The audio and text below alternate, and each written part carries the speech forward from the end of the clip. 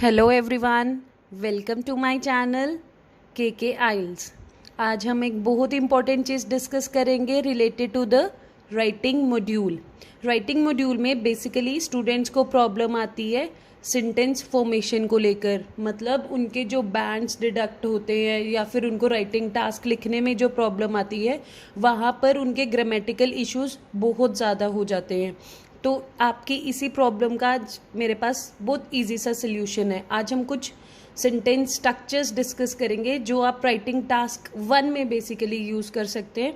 और इससे क्या है, आप कुछ क्या है बेसिकली बैंड स्कोर्स भी अच्छे ले सकते हैं, मतलब जो आपके 6.5 और इधर 7 की भी रिक्वायरमेंट है ना, वो भी आप इजीली अचीव कर सकते हैं with the help of these sentence structures.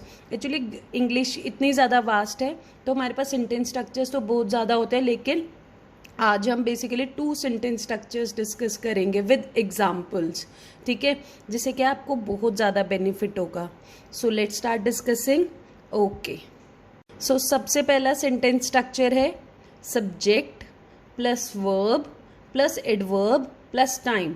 मतलब आपको कोई भी लाइन लिखते हुए सबसे पहले आपको सब्जेक्ट मेंशन करना है, then verb, then adverb, then time. So subject, let us take an example.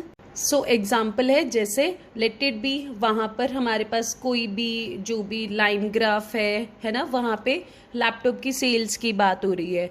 So subject क्या हो जाएगा, द सेल्स ऑफ लैपटॉप।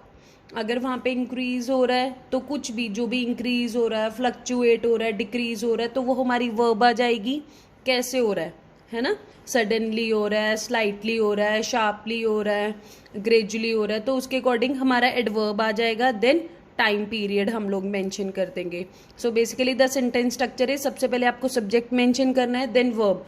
ये चीज़ ध्यान में रखनी है कि आपका पास्ट में है सारा का सारा टास्क और प्रेजेंट में आपका टास्क है, तो इस चीज़ के अकॉर्डिंग आपको, अगर पास्ट में है देन आपको सेकेंड फॉर्म लगानी है, अगर आपका प्रेजेंट में चल रहा है तो आपका क्या है, प्रेजेंट इंडेफिनिट टेंस लगेगा, मतलब आपका एस या फिर ईएस लगेगा रिलेटेड टू द प्लूरल और सिंगुलर, ठीक है। अगर आपका सब्जेक्ट मतलब नाउन अगर सिंगुलर है तो एस या ईएस लगाएंगे, नहीं तो आप नहीं लगाएंगे वर्ब के साथ, ठीक है। देन आपका adverb, then time. So basically ये हमारा पहला सेंटेंस स्ट्रक्चर है फॉर टास्क 1।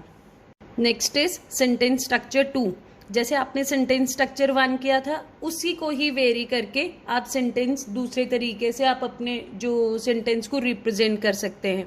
वो क्या है, जैसे हमने पहले सेंटेंस स्ट्रक्चर में टाइम को सबसे लास्ट में मेंशन किया था, अब हमें क्या है टाइम को सबसे पहले मेंशन कर देना है।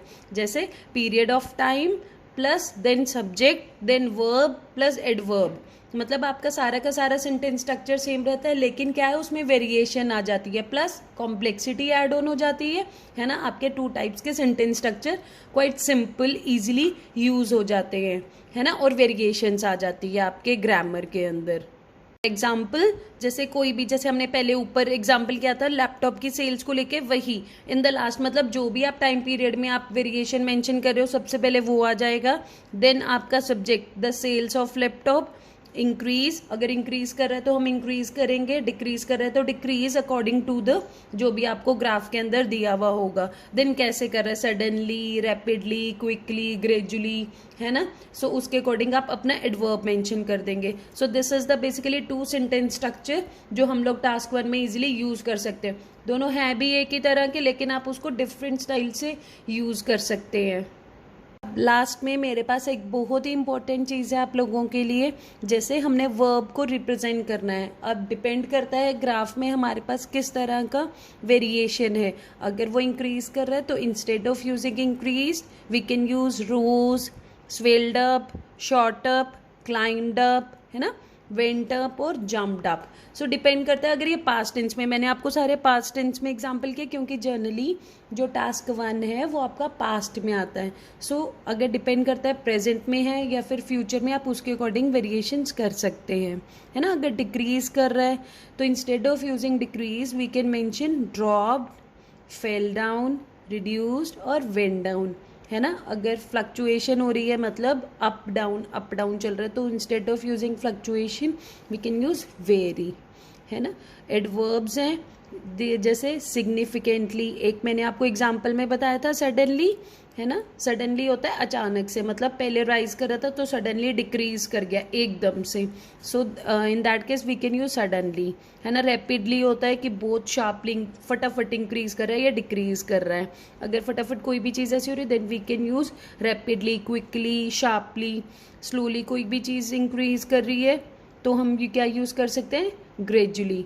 सो these are the basically adverbs जो हम अपने टास्क 1 के अंदर इजीली यूज़ कर सकते हैं, राइट। इससे क्या आपकी वोकैबुलरी भी इंक्रीज हो जाएगी और आप easily high band score achieve कर सकते हैं। So hope you like my video, thank you.